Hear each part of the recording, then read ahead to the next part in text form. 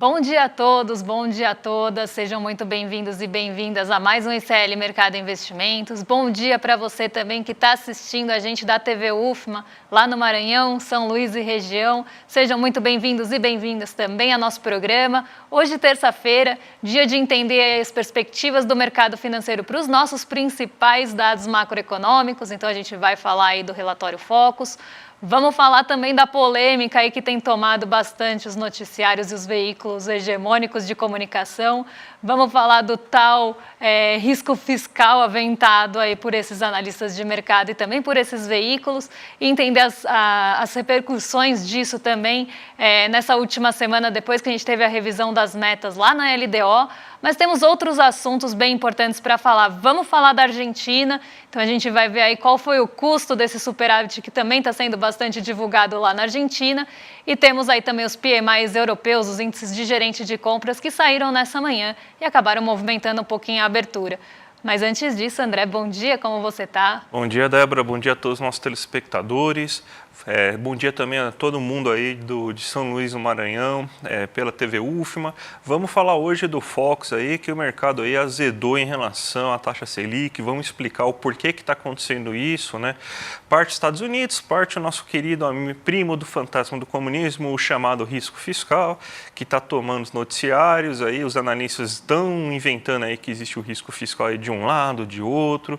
Então vamos deixar isso bem claro aí. Vamos falar, inclusive, qual que é a importância de você ter um superávit. A Argentina vai ser um belo exemplo aí para a gente mostrar que custo que você teve o superávit na Argentina, né? Mas tem muito assunto hoje para a gente falar, então já vamos tratar logo da agenda do dia, né, Débora? Que até a agenda hoje está mais recheada, né? Então, o que o nosso telespectador pode esperar para o dia de hoje? Uma agenda bem recheada e recheada de índices dos gerentes de compras, porque na Europa saíram aí os PMIs preliminares de abril. Então, a gente está falando aí de PMIs ainda, a primeira leitura ou a prévia para abril na Alemanha e no Reino Unido. A gente teve na zona do euro também, na França. Então, de uma forma geral, lá na Europa, foram divulgados os PMIs compostos, né, dos países industriais e de serviços de vários países europeus. Ontem saiu do Japão também.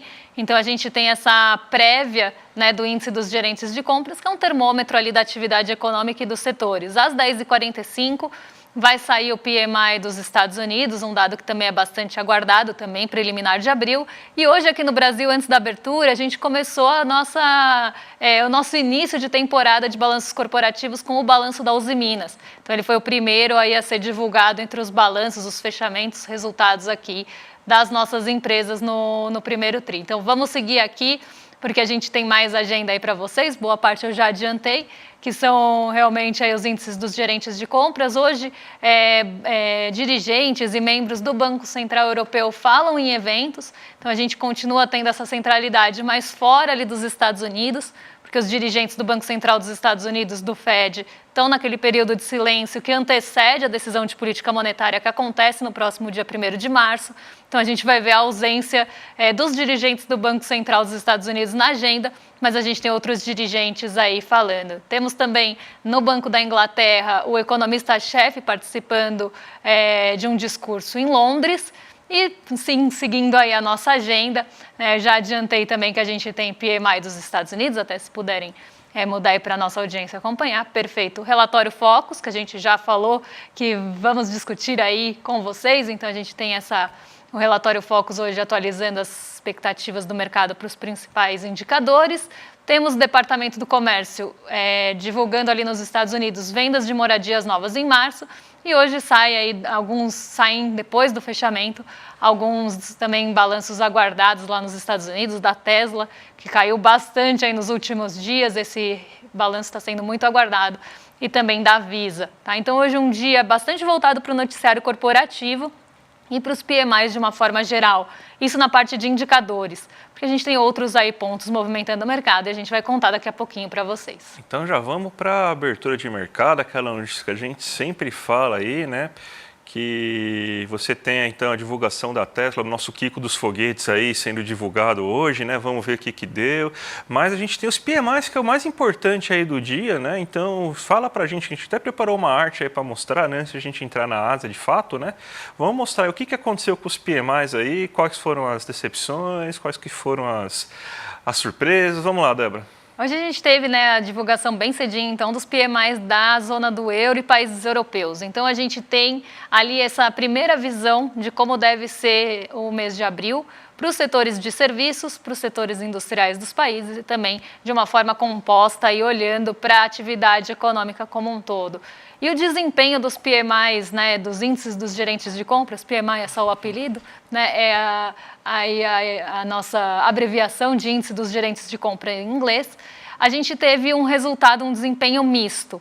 Tá? Então, enquanto o PMI industrial, por exemplo, da zona do euro, conseguiu até ficar dentro da projeção e conseguiu subir em relação ali ao mês passado, né? Então a gente está vendo sempre a coluna do mês passado, a coluna verdinha, para quem está assistindo, é o PMI atual, e a do meio seria a projeção aí do mercado, dos analistas de mercado para esse dado. Então a gente teve uma recuperação do setor industrial na zona do euro, mas lembrando aqui, um ponto que eu sempre gosto de chamar a atenção, é que a gente tem aí uma métrica de 50 pontos. Então, se a gente tem ali esse índice acima dos 50 pontos, a gente vê que temos aí uma expansão daquela atividade econômica ou daquele setor. Se está abaixo dos 50 pontos, a gente tem uma retração daquele setor ou da atividade econômica, e isso pode, né, tanto a retração quanto a expansão, pode estar mais acelerada, como também pode estar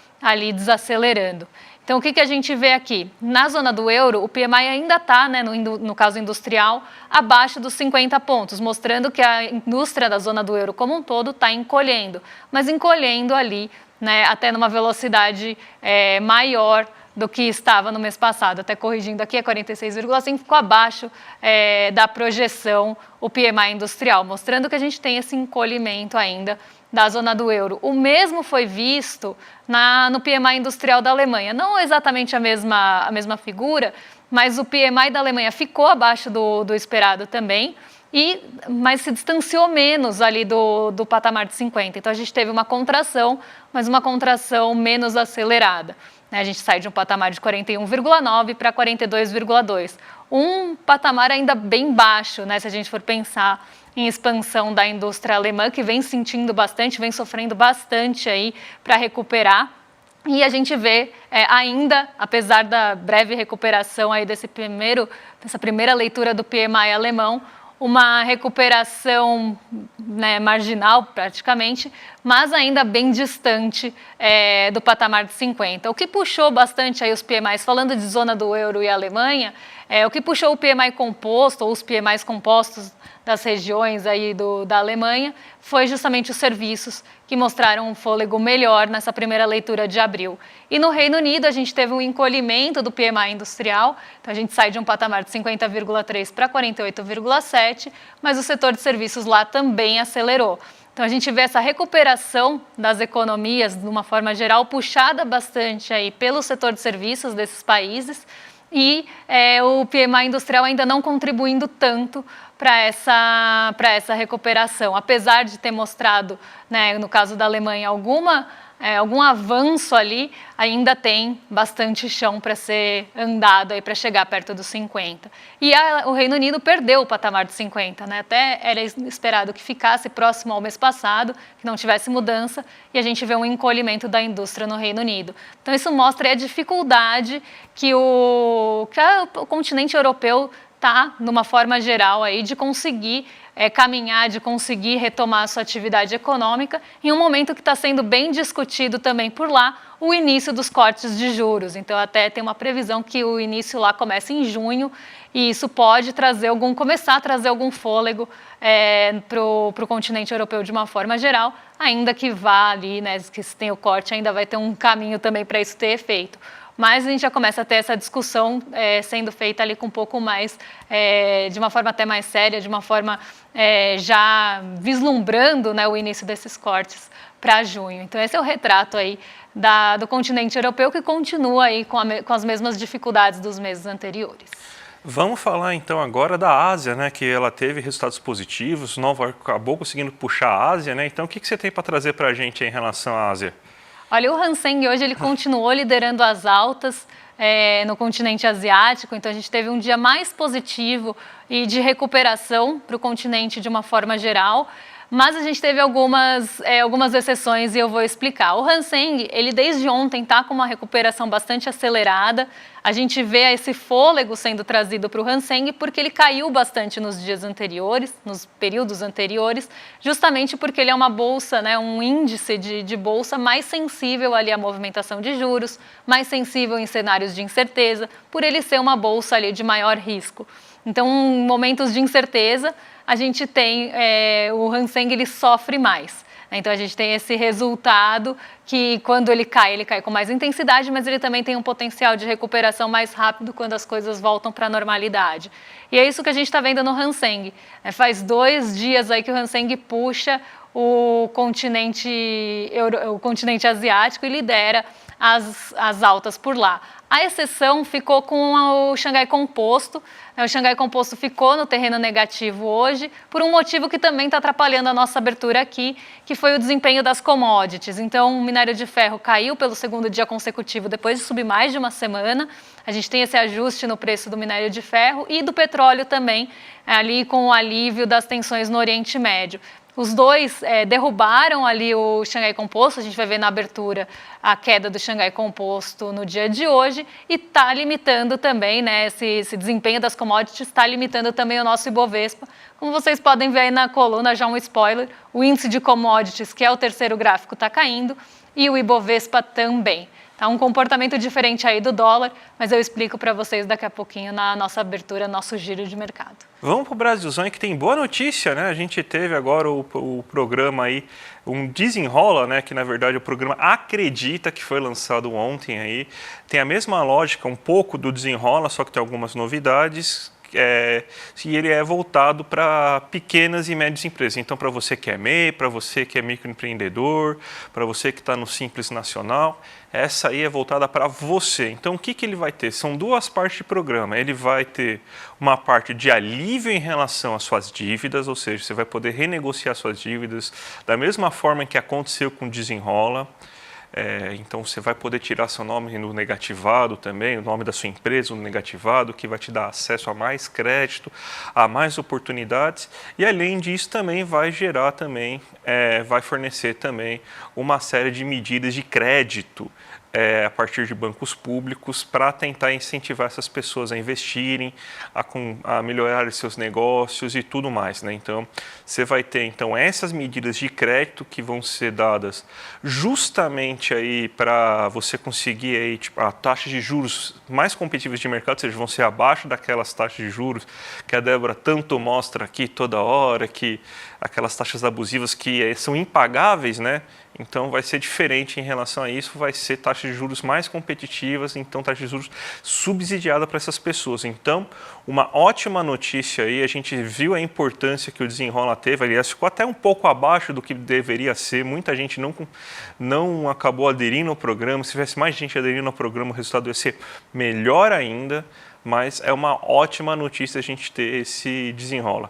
Débora, vamos agora ver o nosso querido mercado, o que ele teve aí, porque parece que o mercado teve um fim de semana terrível, né? O mercado aí azedou de vez aí, ele falou aí sobre a questão da Selic pela primeira vez, aí aumentou consideravelmente, ele tinha dado um pequeno aumentinho na Selic aí na última divulgação, só que aí com as falas do Campos Neto aí, o fantasma do risco fiscal, né, essa invenção aí a brasileira aí que você tem, que acabou tendo. E para variar e para ajudar também, a gente tem aí a política de juros dos Estados Unidos, a gente teve aí tudo isso acontecendo e e aumentando aí a perspectiva de Selic. Então vamos mostrar agora aqui num quadro aqui para vocês como que está a perspectiva de mercado. Tudo aumentou para o lado bom e para o lado ruim aí, né? Então a gente tem isso, ó. Aumentou o IPCA de 3,71 para 3,73, um aumento marginal, né, em relação a isso. Você tem então também que o PIB, você teve um aumento bem expressivo, a gente está acima de 2% pela primeira vez em muito tempo, então a primeira previsão que supera a barreira dos 2% e deve aumentar ainda mais, deve chegar mais próximo cada vez mais aí dos 2,2%, que é a projeção oficial de diversos bancos e já do Ministério da Fazenda, inclusive. O câmbio aumentou aí de vez e a taxa Selic é a mais importante, ela estava em 9 há 2 semanas atrás, agora tem 9,50 e para o próximo ano que ela estava em 8 e foi para 8,5, agora ela está em 9, ou seja, o mercado comprou realmente a visão de que a gente está sobre riscos fiscais terríveis, que a gente está sobre que a gente não tem capacidade para abaixar mais ainda a Selic por causa dessa questão desses riscos fiscais aí, mas na verdade é a questão dos Estados Unidos, que essa incerteza vai fazer com que obrigatoriamente, já que a taxa de juros dos Estados Unidos é um piso, né? Então, graças a essas incertezas, a gente tem então que dar uma desacelerada em relação a isso, a nossa queda da taxa Selic. Então, para mim dava para cair mais, mas a gente sabe como funciona, né? É bem ortodoxo essa questão aí, então a gente sabe como funciona, né, Débora? Exatamente. E era algo que já vinha sendo apontado, essa questão da Selic terminal, né? Selic terminal é o termo que é usado aí quando se fala de Selic no fim do ano, tá? Então, traduzindo aqui para vocês, essa expectativa que a Selic do fim do ano de 2024 começasse a acelerar já estava sendo apresentada, inclusive antes de aparecer no Focus. A gente via isso nas curvas de juros futuras e a gente via também na distribuição das frequências das respostas ali do Focus, já uma distribuição maior aí para a Selic 9,5. Então agora a gente vê justamente algo que a gente vem falando há bastante tempo, já há algumas semanas a gente estava falando que isso ia aparecer mais cedo ou mais tarde no relatório Focus e chegou o momento aí da Selic de fim de ano subir para 9,5. E já na esteira desse assunto, né, a gente vai falar aí agora, né, discutindo, já que a gente já está discutindo esse tal de risco fiscal que não sai aí das manchetes. E ontem a gente teve aí 2 participantes falando também sobre isso em um evento. Então a gente teve, por um lado, o Roberto Campos Neto, falando que a gente está com pouco espaço fiscal, e de um outro lado ali, o Tarcísio, né, governador de São Paulo, também falando que o maior problema do Brasil hoje é o risco fiscal e que isso traz ali uma diminuição das oportunidades aqui para o nosso país. E esses discursos, eles começaram a ganhar mais força, começaram a tomar aí uma proporção maior depois que a gente teve a revisão das metas financeiras na LDO de 2025. Então, na semana passada, saíram ali, né, saiu a Lei de Diretrizes Orçamentárias de 2025 e a gente teve uma mudança. Até a gente falou, né, dessa notícia de uma forma positiva aqui no programa na semana passada, porque a gente teve uma mudança das metas fiscais ali para o ano de 2025 e 2026. Então, quando a gente olha o ano de 2025, a meta estipulada lá no arcabouço fiscal, lá no início, era de um superávit de 0,5%. Tá, um superávit aí, fiscal de 0,5%, então entendendo que a gente ia ter uma arrecadação maior que os gastos aqui de uma forma muito simplista, tá, gente? E aí, esse superávit de 0,5% vai na LDO para um déficit zero, então não teria nem déficit nem superávit, a gente ficaria aí no 0 a 0, e como até uma possibilidade de 0,25 para cima e para baixo. No ano de 2026, a meta também foi revisada, de 1% para 0,25%. E é justamente isso que está fazendo um barulho enorme na semana. Né? Fez um barulho na semana passada e continua fazendo barulho nesse início de semana. Então, a gente vê, né, o mercado reagindo de uma forma bem exagerada em relação a isso.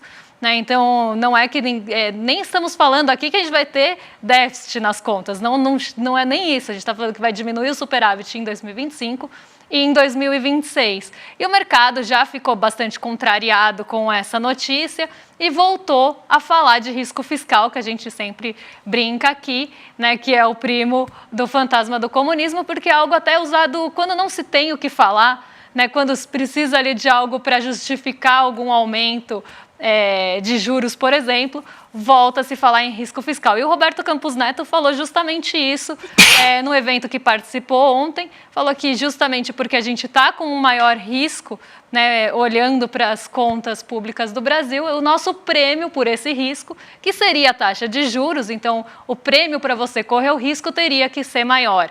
E a gente vê também o Tarcísio defendendo a mesma linha aqui, já mirando uma conversa vamos pensar assim, de uma forma também muito simplista, mercado financeiro. E a gente vê essa pressão também, né? O relatório Focus, ele é uma forma do mercado mostrar ali as suas vontades e tentar se fazer ouvido. E aí a gente vê já essa pressão também aparecendo no relatório Focus, mostrando que justamente a notícia da LDO desagradou bastante.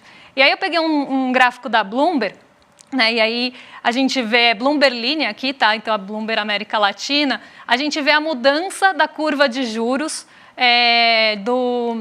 a gente vê a mudança da curva de juros do comecinho de março para agora, tá? Então o que aconteceu? Quando a gente fala que a curva de juros abre, é justamente disso que a gente está falando. Tá vendo que abre a boca como se fosse um jacaré aí? É justamente porque o mercado começou a precificar em todos os vencimentos uma taxa de juros mais alta. Então a gente vê isso como um reflexo principalmente do exterior. Então a gente tem incerteza no Oriente Médio, a gente tem incerteza em relação à taxa de juros dos Estados Unidos e o mercado torcendo o nariz aí para essa notícia da LDO. Só que as incertezas do Oriente Médio e as incertezas dos Estados Unidos têm um peso muito grande nessa mudança das taxas de juros, mas o mercado está se apegando bastante nessa questão aí de risco fiscal, como se isso fosse algo palpável que tivesse no horizonte, o que não está. Mas está usando também como desculpa para essa abertura dos juros, quando a gente tem outros fatores externos pesando muito mais. Então, eu quis trazer esse gráfico para vocês entenderem por que eu falo dos juros futuros toda manhã e para a gente entender também que esse risco fiscal está muito longe de acontecer mas vira aí quase que uma justificativa coringa para que o mercado aí consiga pressionar a taxa de juros e justificar algumas ações. Débora, vamos ter que cortar a Argentina hoje aí, que a gente já está acabando o nosso tempo, mas 3 minutinhos para a gente começar a fazer a nossa abertura de mercado, então? Não vamos ficar devendo a Argentina para vocês, até porque ela tem bastante a ver com o nosso assunto aí de déficit e superávit, então amanhã a gente traz para vocês aí, não vamos para o desenrola, tá? Vamos cumprir nossa dívida. Então vamos lá, o que está acontecendo hoje no mercado? A gente tem a nossa bolsa caindo, depois de 2 respiros, né, a gente teve 2 dias de alta, na verdade 3, considerando sexta-feira, então a gente teve 3 dias aí de alta na nossa bolsa e agora a nossa bolsa vai para o terreno negativo. Então a gente vê a nossa bolsa caindo 0,5% na contramão de Nova York, que sobe aí até com um fôlego grande, né, consegue uma alta bastante grande aí, se a gente olha a Nasdaq subindo mais de 1% pelo segundo dia, ontem subiu em 11%, e o S&P também repetindo o movimento de ontem, então as bolsas em Nova York de uma forma bem positiva, isso porque a gente tem o recuo das treasuries de 10 anos e nos outros vencimentos também, algo que a gente está vendo desde a abertura, antes da abertura também, desde o pré-mercado. A gente está vendo aí os rendimentos dos títulos de dívida dos Estados Unidos caindo. E eles caem até com uma força maior, hoje levando a taxa de juros aí de 10 anos para 4,57. Lembrando que ficou acima de 4,60 por um bom tempo. Isso traz ali um maior apetite pelo risco, diminui a aversão ao risco e acaba aí favorecendo principalmente a Nasdaq, que tem uma bolsa intensiva em tecnologia e tem essa maior sensibilidade ao movimento de juros. E por lá a gente também está esperando os resultados ali de 4 das 7 maiores empresas de tecnologia. Então isso também ganha um peso grande nessa semana e o mercado está aí mais positivo em Nova York. Mas aqui no Brasil não. E eu expliquei quando eu falei do Xangai Composto. O Xangai Composto caiu 0,73 nessa manhã, foi também na contramão da Ásia, e o Xangai Composto caiu justamente por conta do preço das commodities, as empresas ligadas às commodities lá puxaram o índice para baixo, e a gente vê isso acontecendo também em parte no Ibovespa, porque a gente tem um peso grande de mineração e siderurgia na nossa bolsa, e o preço do minério de ferro caiu pelo segundo dia consecutivo. Então a gente tem aí esse retrato do Ibovespa aí, caindo nessa manhã. O petróleo Brent está oscilando entre perdas e ganhos. Ele estava positivo até agora há pouquinho, agora zerou a perda. Então ele está nesse movimento bastante volátil hoje, mas na maior parte da manhã ele ficou no terreno negativo. Então isso também tira um pouco de fôlego ali das ações ligadas a petróleo. Então commodities de uma forma geral podem limitar, né, o Ibovespa hoje, enquanto a gente tem as treasuries, né, que podem ali aumentar o nosso... A gente pode aumentar o... Desculpa, gente, eu perdi tudo aqui porque a fada da consciência falou no meu ouvido, mas vou voltar aqui.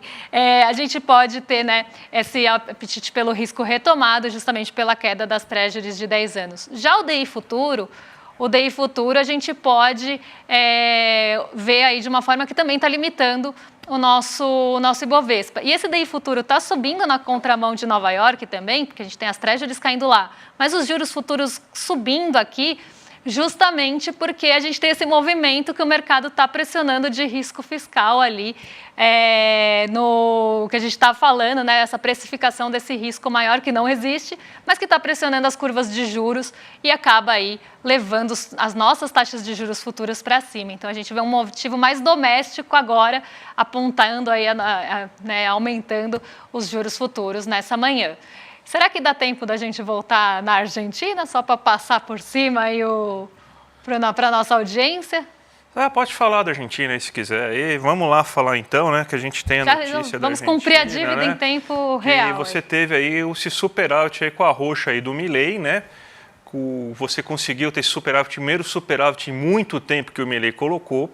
Aí a gente coloca aí agora um gráfico para explicar justamente o que aconteceu aí para o Milei conseguir superar. Primeira coisa, que superávit foi resultado aí de um corte de série de gastos públicos, do funcionalismo, dívida com estados e municípios. Ele simplesmente fechou a torneira e ninguém mais agora tem dinheiro na Argentina. Você não tem consumo, a Argentina não consegue, as pessoas da Argentina não conseguem consumir mais nada e tudo mais, né? Aí o que a gente tem também ao mesmo tempo que você cortou esses gastos e você está tendo uma inflação gigantesca na Argentina. Então ele conseguiu esse superávit graças a imposto inflacionário. Então você tem esse imposto inflacionário aí que está ocorrendo. Então esses 300 mil dólares que eles conseguiram de superávit, você tem aí justamente por causa que você conseguiu esse imposto inflacionário. Mas olha aí, o que resultou aí nisso? A gente está falando tanto de risco fiscal. A Argentina parece aí, né, pelo que está sendo noticiado, não tem mais risco fiscal. Mas olha aí o resultado disso, a queda de 45% no consumo de eletrodomésticos, 32% na queda de consumo na construção civil, cimento 30%, queda no consumo de carros 0 km, 30%, vestuário, roupa, coisa básica, 30%, ó. Você pega supermercados, menos 12%, farmácia, comprar remédio, menos 13%, medicamentos, menos 5%. Então é isso que aconteceu. O argentino não consegue comprar mais nada, está numa situação aí que aumentou bastante a extrema pobreza da Argentina, deve cair por volta de 3% o PIB, segundo estimativas do Banco Mundial, o PIB da Argentina, mas eles conseguiram superávit. Então, para o banco, né, a tarja fica bonitinha aí quando a gente tem essa tarja para o banco e todo mundo fica feliz. Aí está falando como se fosse assim um grande feito. Se eu deixar de pagar minha conta de água, de luz, o aluguel de casa, e parar de comer, eu também vou ter um superávit maravilhoso na minha conta no fim do mês. Então é isso que a Argentina fez. Ela não está gastando em nada, está dando calote em tudo e conseguiu aí esse superávit. Então, graças a esse sacrifício que a gente tem esse superávit. Exatamente, esse é o custo, né, lá na Argentina. E a gente tem aqui também defensores assíduos aí dos cortes de gastos como se fosse prioridade zero no Brasil, coisa que não é. A gente fica por aqui. Não, temos recadinhos, gente, desculpa. Tem recado aí, gente. Vamos lá, que a gente está procurando agora. Você aí que é empreendedor, que está na correria para fazer o seu negócio dar certo, gente. Olha só, a gente vai investir aqui no Insere no seu negócio. Ó. A gente tiver a última semana para você se inscrever, então não perde. A gente tem agora um recado do Edu para vocês.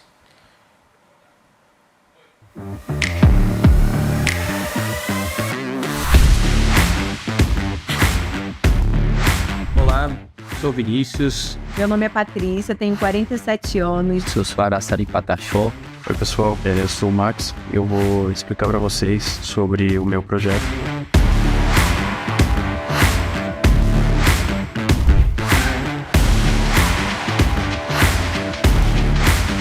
O nosso negócio é oferecer uma tecnologia que recupera o solo. O marketplace de microcrédito com foco em saúde. Trabalhar com cooperativas e incentivar o trabalho das mulheres, principalmente. Para promover o turismo e a geração de emprego e renda na região.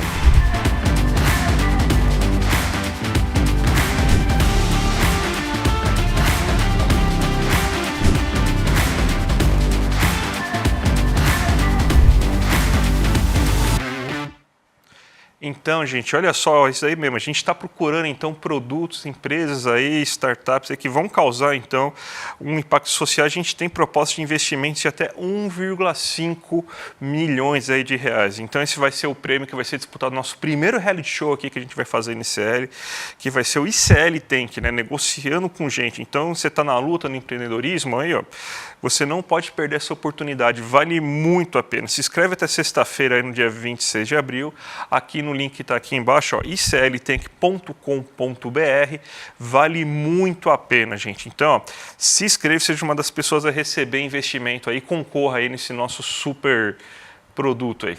Com certeza aí, imperdível, né? Não deixem de se inscrever, está chegando aí a linha final da inscrição, né? Então não deixem aí de se inscrever, colocar aqui o seu projeto para participar aí do ICL Tank. Agora sim, depois dos nossos recados, a gente se despede aqui, né? Vocês ficam agora com o Rolê ICL na sequência, com o William De Luca e o Guga Noblar. Tenho certeza que, apesar do horário, os rolezeiros já estão no chat muito ansiosos, então fiquem aí com o Rolê ICL agora. Amanhã a gente está de volta para trazer aí os principais assuntos do dia, o que está mexendo com o bolso, porque essa semana tem indicadores importantes que vão sair. Então amanhã a gente traz a atualização para vocês. Um beijão, até lá. Até mais, gente. Tchau, tchau. O nosso encontro com a Leida Guevara, filha de Ernesto Che Guevara, contando a biografia do seu pai, o líder revolucionário mais popular de todos os tempos, foi um sucesso estrondoso. As pessoas se emocionaram e se surpreenderam, até com revelações que vão de encontro a tudo que as pessoas achavam, né, saber sobre Che Guevara. Muita gente está pedindo para poder assistir de novo, que é um pouco mais daquela energia que veio junto com o encontro. E várias pessoas que não puderam assistir estão pedindo a chance de poder assistir. A gente resolveu então liberar o replay e liberar também os presentes que no final a gente deu para todo mundo que quis vir fazer parte da comunidade CL, para as pessoas que assistirem o replay. Então, aproveita agora a chance que está acabando até o prazo, é um período pequeno que fica o replay liberado, e assiste a esse encontro maravilhoso. E depois conta pra gente aqui o que vocês acharam. Eu tenho certeza que vocês vão adorar. Um abraço e bom encontro!